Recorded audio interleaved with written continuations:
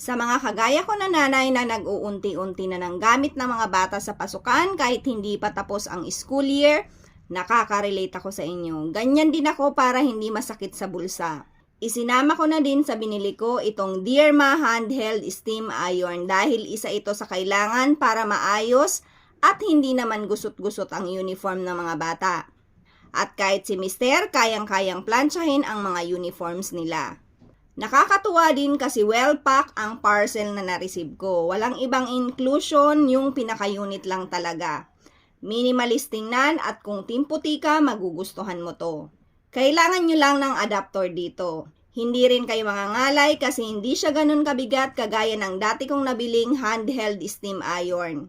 Makikita nyo lang dito sa pinaka-unit niya ang steam on and off. Naglagay na ako ng tubig, may water level din pala, 50 ml to 150 ml para matesting ko na siya. Pagkasaksak ko, automatic na nag-ilaw ng kulay orange. Ang unang pindot para mag-on at lumabas ang steam. At kapag pinindot nyo ulit, mag-o-off na ang handheld steam iron. 1 to 2 slide lang, madali lang siyang makatanggal ng lokot. Madali din lang itong gamitin, sinabit ko lang ang damit sa tripod ko, hindi ko na kailangan ng kabayo o ilatag pa sa kama. Maganda to sa mga nagmamadaling nanay na ayaw mamalansya ng maramihan. Kaya kung naghahanap kayo ng handheld steam iron, ito ang maire-recommend ko sa inyo. Dearma Handheld Steam Iron.